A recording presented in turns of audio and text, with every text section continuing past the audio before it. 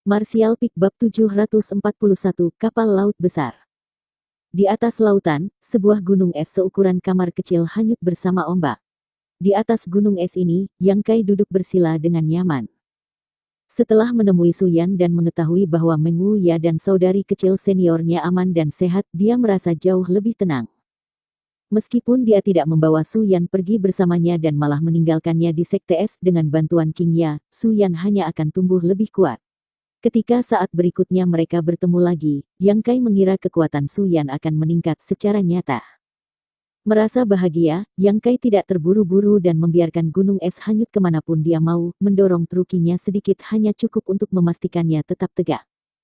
Sekarang dia tidak memiliki kekhawatiran, Yang Kai berpikir dia harus kembali ke Soaring Heaven Sect dan dengan cepat meningkatkan kemahiran alkimia sehingga dia bisa menyempurnakan pil kelas Sein yang diperlukan untuk membebaskan klan iblis kuno sebelum akhirnya kembali ke tempat persembunyian budak senior pembawa peti mati di Snow Mountain Range. Setelah menerima bimbingan dari Pak Tuali, pemahaman dan wawasan Yang Kai tentang jalan alkimia telah meningkat pesat. Dia juga sepenuhnya menyadari keunggulan menggunakan laut pengetahuan terkonsentrasi untuk melakukan alkimia daripada trukinya. Selain itu, setelah berkultivasi ganda dengan Su Yan, jiwanya telah mengalami semacam sublimasi, ditambah dengan berbagai pengalaman yang dia serap berkat mata iblis pemusnahan, Yang Kai telah memperoleh beberapa wawasan baru dan signifikan. Duduk di atas gunung es, Yang Kai membenamkan dirinya dalam memahami jalan surgawi dan martial dao, berbagai pemikiran dan gagasan melintas di benaknya. Saat pikiran-pikiran ini terjalin dan digabungkan bersama dengan pengalamannya sendiri, ekspresi dan suasana hati Yang Kai secara bertahap menjadi reflektif. Catatan, reflektif berasal dari kata refleks yang berarti bergerak secara tidak sadar tanpa didasari kehendak sendiri. Laut sangat luas dan tidak terbatas dan Yang Kai tidak mengalami gangguan apapun, jadi dia perlahan-lahan melupakan berlalunya waktu dan bahkan di mana dia berada atau kemana dia akan pergi dan tenggelam dalam pikirannya sendiri. Di bawah gunung es, binatang monster laut raksasa akan berenang sesekali, tetapi Yang Kai telah sepenuhnya menyembunyikan auranya sehingga semua makhluk ini hanya mengira ini bongkahan es kecil biasa yang mengapung, jadi mereka tidak menyebabkan masalah baginya. Di langit di atas, awan tersebar melayang di sekitar, di bawah, gelombang laut bergelombang secara ritmis. Ini adalah pertama kalinya sejak tiba di alam Tong Xuan, Yang Kai benar-benar merasa senang dan terhubung dengan dunia ini. Setelah 1 atau 2 bulan, Yang Kai perlahan membuka matanya dan menghela napas panjang, senyum lebar di wajahnya. Periode pencerahan ini telah memberinya peningkatan pada kekuatannya yang tidak sedikit, sementara juga memungkinkannya untuk menyadari betapa sulitnya untuk menerobos ke orde berikutnya pada alam transenden. Dapat dikatakan bahwa setiap master alam transenden telah mengalami semua jenis kesulitan dan berjuang di tepi jurang hidup dan mati. Hanya setelah mengatasi semua tantangan ini, mereka mencapai tingkat kultivasi yang memisahkan mereka dari manusia biasa. Mereka yang gagal melampaui tantangan ini entah selamanya tidak bisa menerobos penghalang itu atau mati saat mencobanya. Di antara peningkatan baru yang telah dicapai Yang Kai kali ini adalah berbagai penggunaan magis laut pengetahuan terkonsentrasi miliknya. Laut pengetahuan terkonsentrasi miliknya adalah jenis mutasi atau evolusi dari laut pengetahuan biasa dan lebih unggul dalam hampir segala hal, baik dalam hal penyerangan, pertahanan, atau bahkan menyelidiki dan menipu orang lain. Energi spiritual Yang Kai cukup kuat sehingga begitu dia menutupi tubuhnya di dalamnya, dia bisa menipu orang luar yang mencoba menyelidiki tingkat kekuatannya, sehingga menyebabkan mereka meremehkan atau mengabaikannya. Kemampuan ini adalah keuntungan tak terduga yang membuat Yang Kai terkejut. Setelah sedikit eksperimen, Yang Kai menemukan bahwa kemampuan baru ini cukup nyaman digunakan, dia hanya perlu menahan aliran truki dan kemudian menggunakan energi spiritualnya untuk menciptakan aura ilusi untuk menipu orang lain. Namun, Yang Kai memperkirakan bahwa metode ini hanya akan efektif untuk mengelabui mereka yang memiliki energi spiritual lebih lemah daripada dirinya, mereka yang memiliki divine sense yang jauh lebih kuat akan bisa melihat melalui kamuflase ini. Tetap saja, Yang Kai cukup puas dengan kemampuan barunya. Berdiri di atas gunung es, Yang Kai berbaring dengan malas sebelum menyapu matanya ke laut sekitarnya. Tidak melihat apapun di segala arah yang dia lihat, ekspresinya segera menjadi muram saat dia mengutuk dalam diam. Meskipun dia secara tidak sadar menghindari bahaya dari binatang monster laut saat dia dalam keadaan pencerahan, Yang Kai juga telah sepenuhnya terserap dalam perenungannya sehingga dia kehilangan jejak di mana dia berada. Awalnya, niatnya adalah kembali ke kuil roh air dan melihat Suiling. Kali ini, Suiling sangat membantunya, dan sebagai salah satu dari sedikit teman Yang Kai di dunia ini, dia bermaksud mengucapkan terima kasih secara pribadi. Setelah itu, Yang Kai berencana menggunakan kuil roh air sebagai titik transit dalam perjalanannya kembali ke Soaring Heaven Sect. Tapi sekarang, dia jelas tidak bisa menggunakan rencana itu lagi. Berdiri di atas gunung es, setelah melampiaskan kekesalannya beberapa saat, Yang Kai akhirnya kembali tenang. Selama dia menemukan seseorang dan mendapatkan petunjuk dari mereka, dia bisa tahu di mana dia berada dan kemana dia harus pergi. Mempertimbangkan hal ini, Yang Kai hanya duduk, membuat dirinya nyaman, dan menatap ke seberang lautan yang bergulung.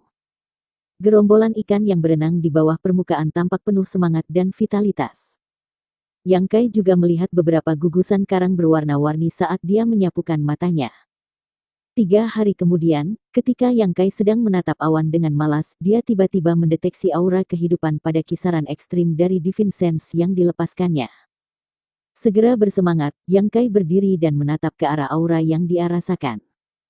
Di cakrawala yang jauh, titik hitam kecil beberapa kilometer jauhnya tampak perlahan bergerak maju. Secara alami, titik hitam ini adalah kapal laut besar dan meskipun jauh, Yang Kai masih bisa melihat kemegahannya. Kapal besar ini tidak hanya terbuat dari kayu dan logam, sebaliknya itu juga tampaknya disempurnakan dari banyak biji berharga dengan cara yang mirip dengan pembuatan artefak dan jelas memiliki kemampuan menyerang dan bertahan yang mengesankan. Hanya kapal seperti itu yang bisa menahan serangan ganas dari binatang monster laut raksasa. Yang Kai telah melihat banyak kapal seperti itu di kuil roh air. Namun, kapal khusus ini adalah yang paling megah yang pernah dilihat Yang Kai. Haluannya seperti kepala naga besar yang menjulang di atas lautan yang ganas, menerobos ombak saat berlayar ke depan dengan kecepatan luar biasa. Catatan, kenapa itu bukan singa imut dengan matahari di antara telinganya? Hahaha, itu mungkin kapal bajak laut Sanigo, milik dari Raja Bajak Laut Mugiwara de Luffy. Di atas kapal besar itu, banyak bendera berwarna cerah berkibar tertiup angin. Yang Kai memperkirakan kecepatan dan arah kapal dengan gunung es di bawah kakinya, segera membayangkan bahwa keduanya akan segera berpapasan dalam jarak belasan kilometer satu sama lain dengan kecepatan ini. Meningkatkan output rukinya, Yang Kai mempercepat gunung esnya untuk mencegat kapal. Sesaat kemudian, Yang Kai mengambil kembali Divine Sense-nya. Meskipun dia tidak berani menyelidiki terlalu banyak, dia pada dasarnya telah mengkonfirmasi bahwa tidak ada Master Alam Sein di atas kapal, namun ada beberapa Master Alam Transcendent dan beberapa di antaranya Master Orde ketiga. Dengan serangga pelahap jiwa di tangan, Yang Kai berdiri di atas gunung esnya tanpa rasa takut, memanggil kapal yang mendekat, mencoba menarik perhatian pihak lain. Benar saja, beberapa saat kemudian, beberapa sosok muncul di haluan kapal, menatap dan menunjuk ke arahnya, tampaknya telah memperhatikan kehadiran Yang Kai. Namun, dari sikap acuh tak acuh mereka, tampak jelas mereka tidak berniat untuk memperdulikan Yang Kai atau mengubah kecepatan dan arah kapal yang mereka tumpangi.